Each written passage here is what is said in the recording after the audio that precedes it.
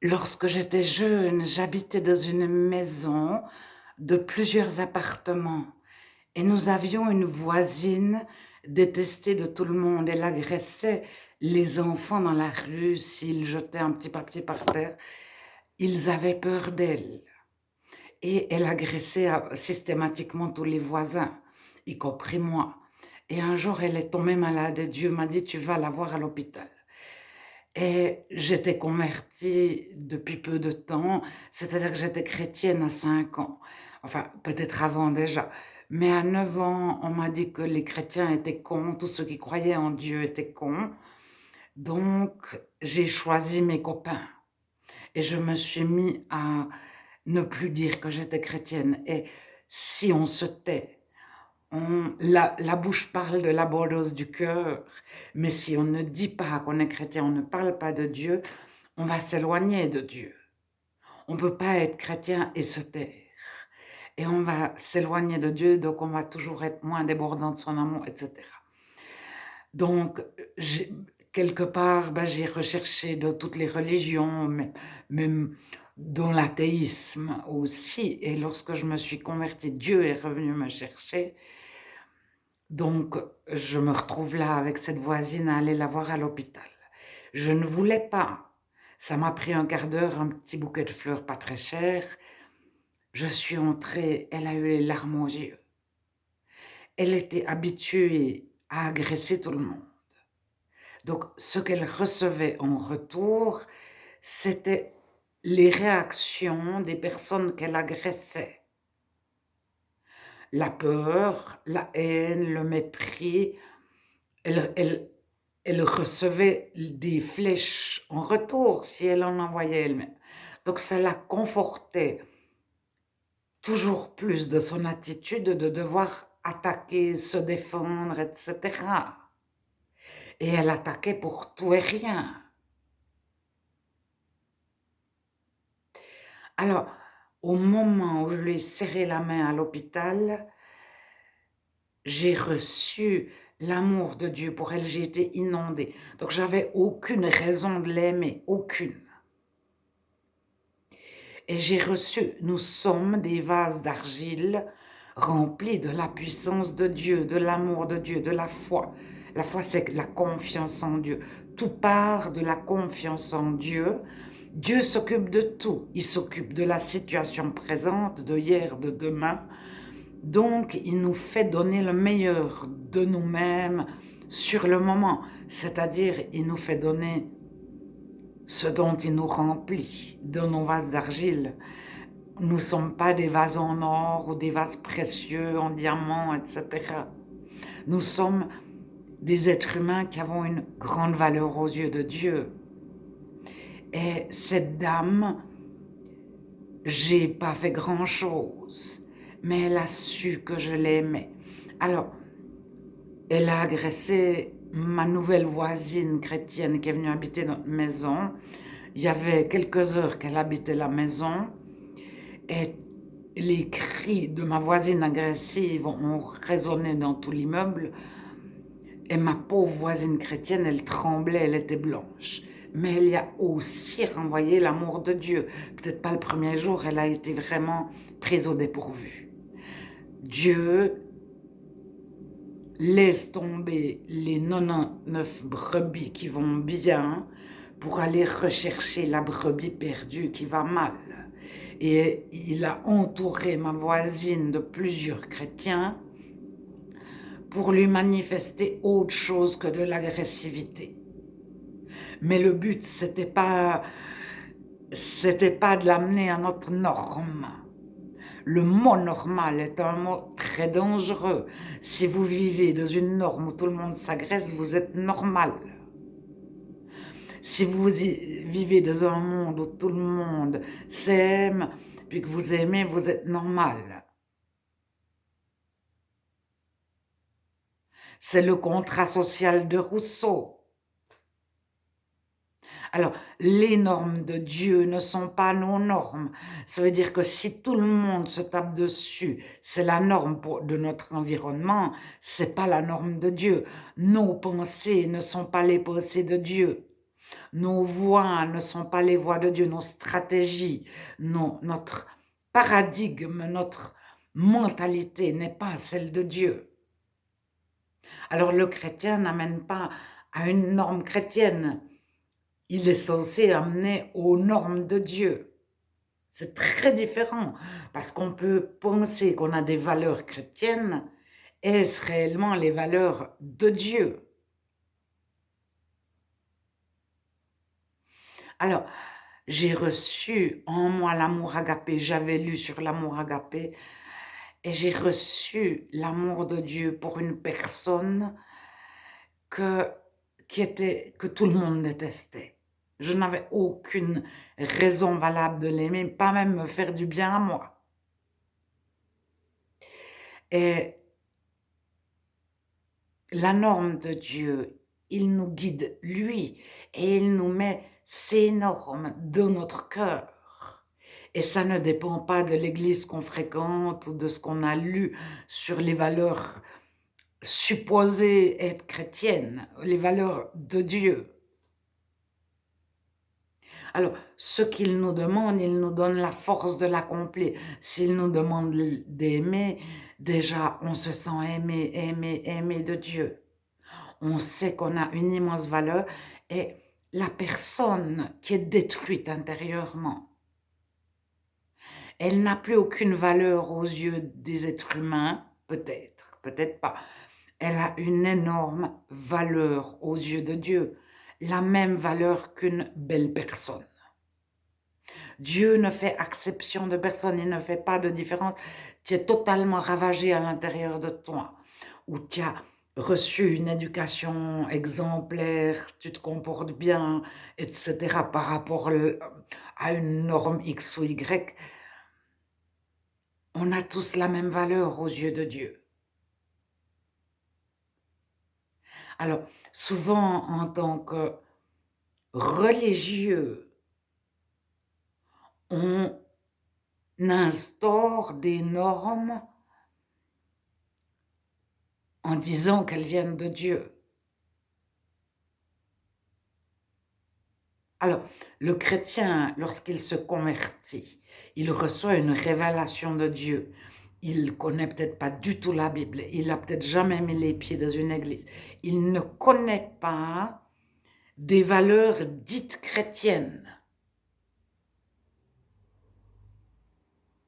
Mais il va recevoir au fond de son cœur les mêmes valeurs qu'un autre qui se convertit à l'autre bout du monde, qui a une toute autre éducation.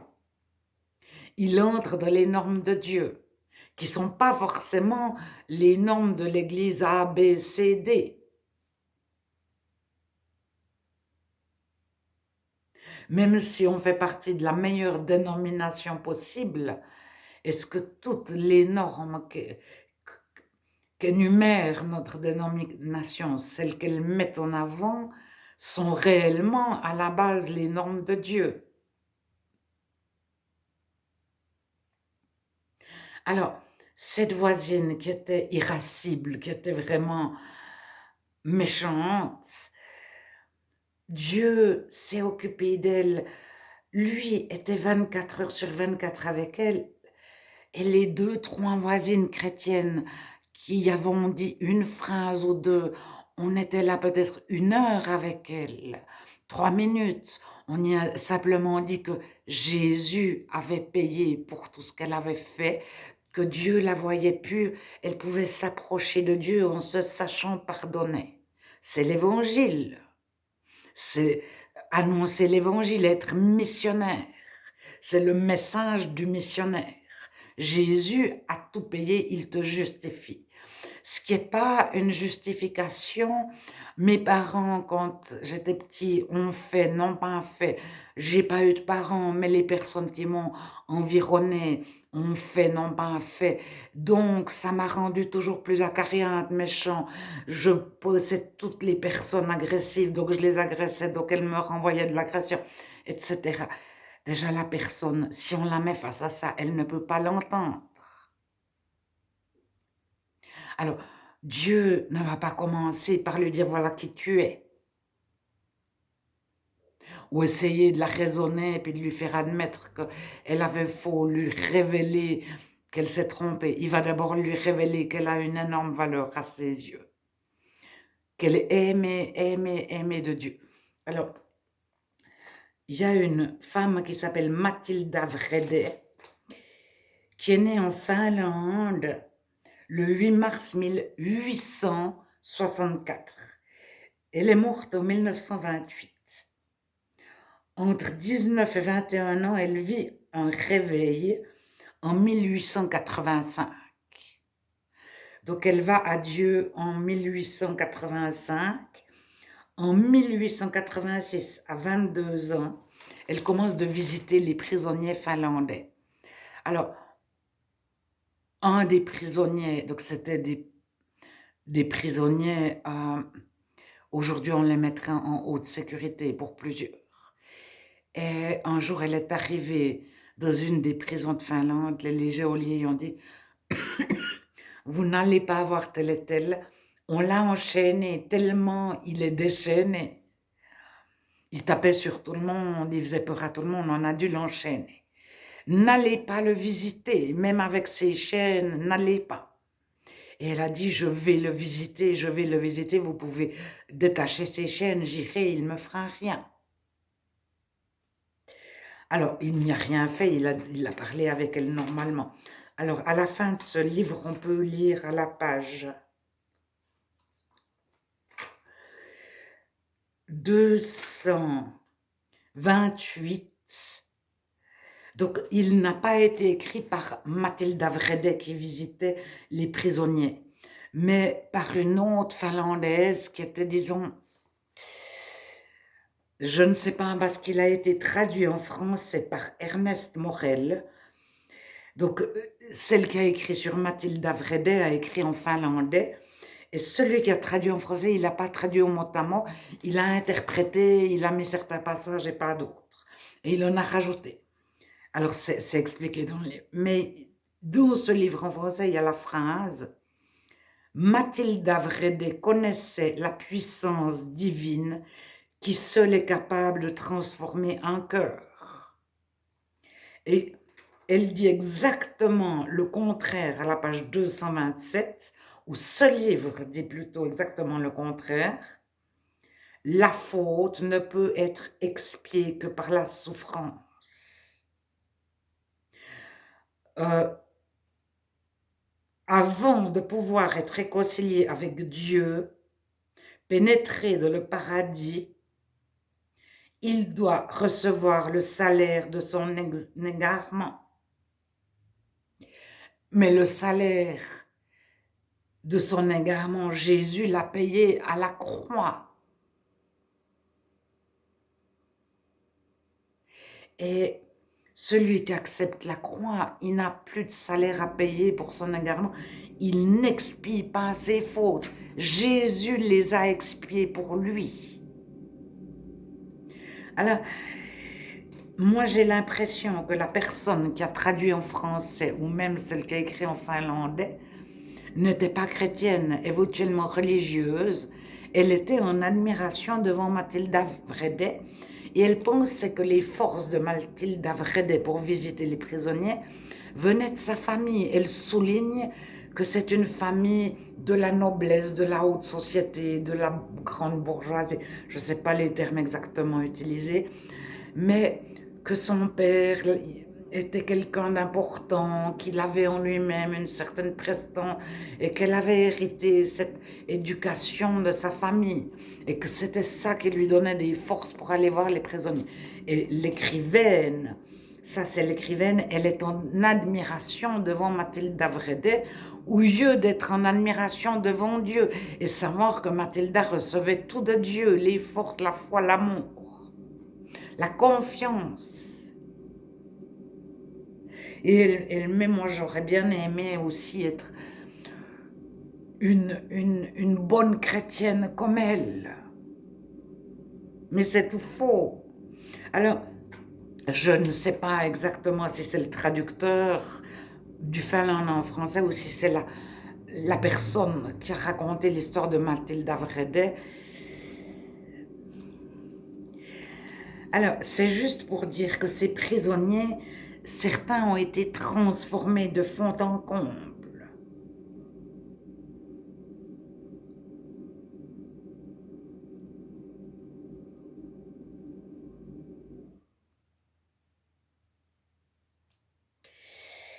Alors, j'avais encore un passage que je voulais vous lire.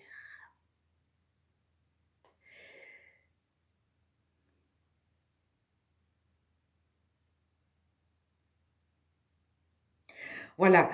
Elle voyait, pour ainsi dire, la voie des rêves de son enfance se frayer devant elle par la main d'une autre, la voie qu'elle devait suivre.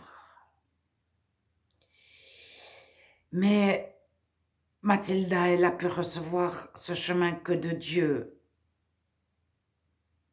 C'est pas son éducation, sa bonne éducation. Mais j'aimerais vraiment dire que les personnes qui sont ravagées intérieurement, Dieu ne les met pas en face de qui ils sont. Au commencement, il leur dit, vous avez de la valeur, tu as de la valeur à mes yeux autant qu'une belle personne. Et au départ, il la répand, il va mettre de l'huile sur ses plaies. C'est une image, c'est spirituel, sur les plaies de son cœur. Il va déjà la réconforter, la consoler, la défrustrer, la bénir intérieurement, bénir, faire du bien. Et lorsque la personne est capable de voir qui elle est réellement, Dieu va lui dire, Jésus a payé toutes tes erreurs à la croix. C'est le message central du christianisme. Sinon, Jésus est mort en vain. Alors, c'est Jésus qui a souffert, c'est Jésus qui a expié, c'est Jésus qui a payé, c'est Jésus qui a fait de la prison, c'est Jésus qui a à la place aux yeux de Dieu. Et les personnes qui se convertissent dans les prisons de haute sécurité, elles restent dans leur prison au niveau du monde des non-chrétiens. Mais devant Dieu, elles sont totalement pardonnées, blanchies et transformées de l'intérieur. Elles entrent non pas dans une norme religieuse, mais dans les normes de Dieu. Alors, on attrape presque forcément, tous les chrétiens, une ou deux normes religieuses qui ne sont pas les normes de Dieu.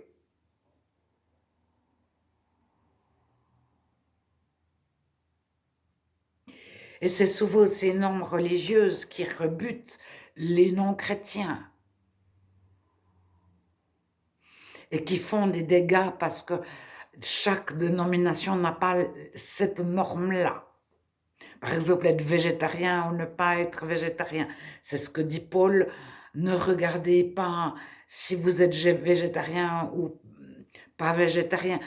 Mais il y a des chrétiens à l'époque de Paul, pour eux, c'était immensément important d'être végétarien.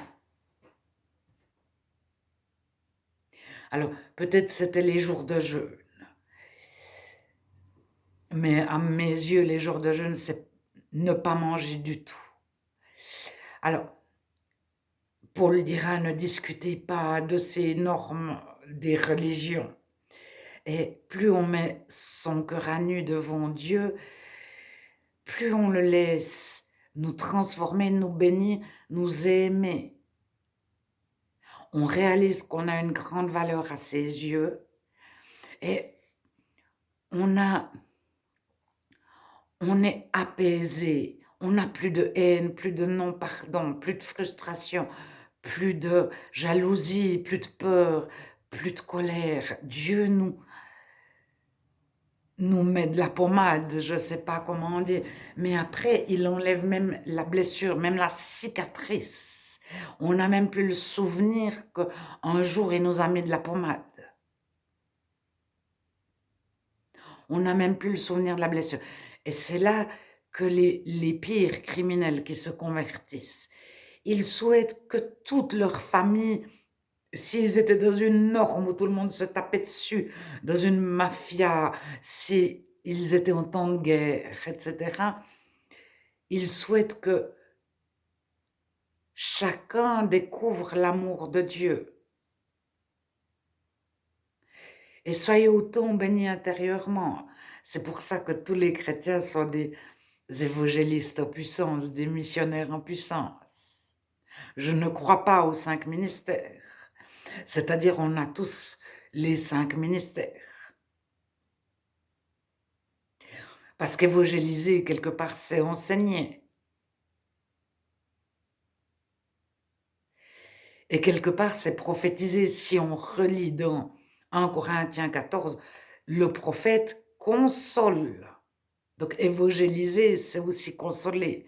C'est-à-dire, c'est aimer, c'est face à une personne ravagée, comment lui présenter Dieu?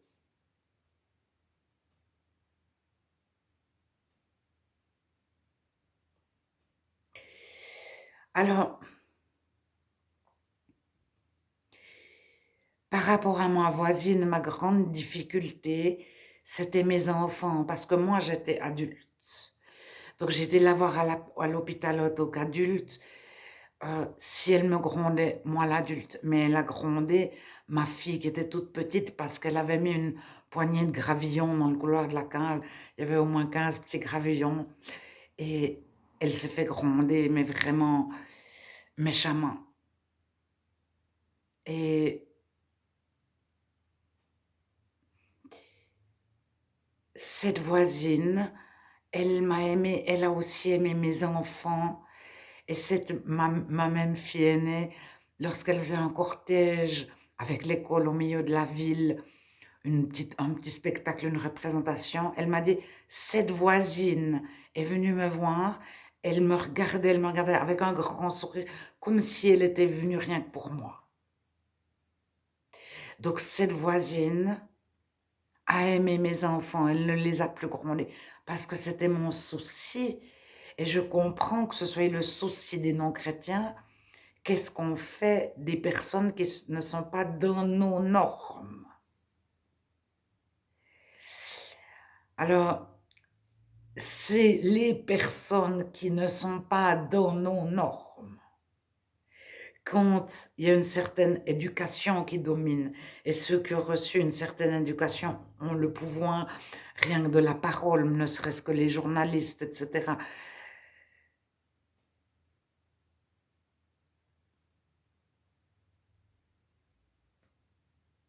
Dans une autre région, d'autres personnes peuvent mettre leurs normes en avant, ne serait-ce qu'en temps de guerre. La norme en temps de guerre, c'est de tuer tout le monde dans le camp d'en face. Et le camp d'en face n'existe pas. On n'a pas d'empathie pour le camp d'en face. Tout est permis. C'est la norme en temps de guerre. Alors, de certaines armées, on exige plus que d'autres. Mais dans les faits, bon, je ne vais pas entrer dans ce débat-là. C'est juste pour dire que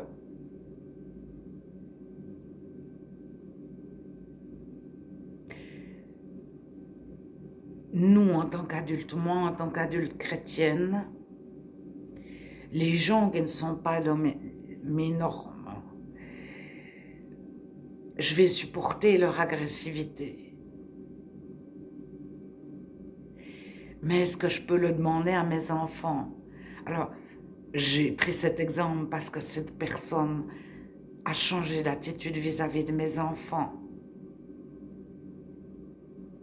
Mais je comprends que le non-chrétien veut se protéger absolument des personnes qui ne sont pas dans ces normes. Alors, quand il y a nos limites, que les gens font tout, qu'ils n'ont aucune morale, aucune valeur, aucune norme, donc je parle des non-chrétiens, ils n'ont reçu aucune éducation. Ils vont essayer de faire que personne ne puisse les entraver, concrètement qu'ils ne puissent pas aller en prison. Alors, par exemple, si tout le monde roule à 200 sur l'autoroute, à un moment donné, ils votent la loi sur les autoroutes, ils vont faire qu'on puisse rouler à 200 sur les autoroutes. Donc il faut leur expliquer que c'est mieux de rouler à 100, etc., etc. Mais si ils n'entendent pas, alors on peut transposer à la sexualité très facilement ou à tuer des personnes. Et c'est pour ça que Dieu n'est pas une religion qui met des normes religieuses qui ont été décidées pour le bien de la société.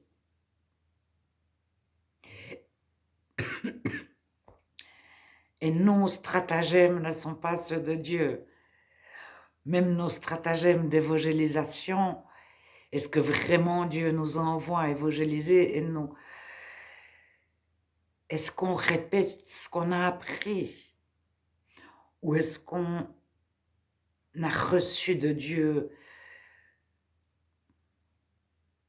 Qu'est-ce qu'on donne aux autres? Qu'est-ce qu'on transmet?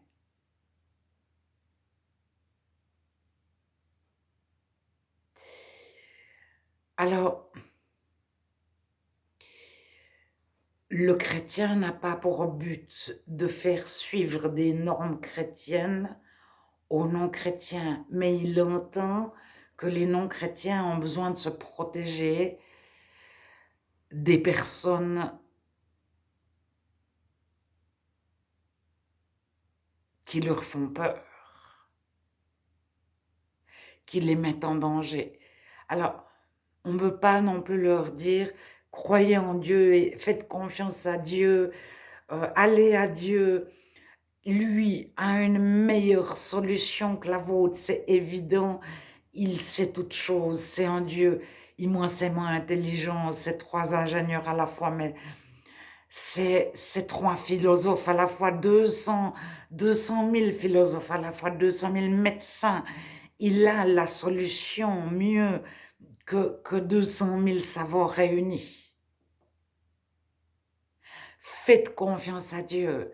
Et parce que vous faites confiance à Dieu, en sa protection. Parce que l'amour, ça commence par avoir confiance que Dieu s'occupe de la situation, être dans une pleine confiance en Dieu. Et on y a remis hier, on y a remis demain, même si on avait une personne 10 fois, que les 10 fois ça s'est mal passé, Dieu nous remet les compteurs à zéro. On ne dépend pas des 10 fois précédentes. Si on a eu peur la fois d'avant, on dit « Seigneur, j'ai eu peur ». Non, non, non. Dieu nous enlève cette peur. Donc on n'a pas peur la 11e fois. Tout est nouveau. Toutes choses sont nouvelles avec Dieu, mais toutes choses sont nouvelles à chaque instant. Chaque situation est unique. Et Dieu nous donne en direct la meilleure réponse, le meilleur comportement dans la situation présente.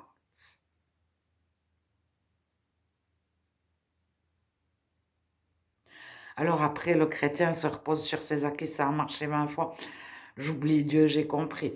Et c'est là qu'on doit rester constamment en communion avec Dieu. C'est toujours la meilleure réponse, c'est celle de Dieu. Parce que Dieu, il sait comment a été détruit la personne et par quel bout la prendre, comment la reconstruire. Et c'est pas en lui disant, t'es détruite, tu vois, il t'est arrivé ça, puis parce que, puis nanana, puis patate. On peut y expliquer, mais que Dieu lui révèle son amour, sa grâce, c'est-à-dire Jésus a tout payé. La grâce, c'est comme la grâce présidentielle. Lorsqu'un prisonnier a fait 10 bêtises, le président le gracie. Souvent, quand il y a un nouveau président, ceux qui sont en prison à cause de la route, du code de la route, sortent de prison. Déjà, ça libère, ça fait un peu de place. Et ils ne payent pas pour le méfait qu'ils ont fait. Et c'est ça, Jésus, la grâce en Jésus. Aux yeux de Dieu, on ne paye pas pour les méfaits que nous avons faits. Alors les méfaits, c'est la norme de Dieu. Ce n'était pas un méfait pour notre culture, ou notre environnement, ou les lois de notre pays, mais devant Dieu, c'est un méfait. Et Jésus a payé pour tous les méfaits. Donc, Dieu, quand il nous parle, il ne nous dit pas, oui, mais hier, mais il y a 2 ans, mais il y a 5 ans. Il nous a lavé des sanctions. Mais en même temps, il va nous guider à faire juste. Mais simplement parce que tout à coup, on n'est plus frustré, on n'a plus de colère. Il nous a réparé complètement de l'intérieur. On n'a plus envie d'être méchant.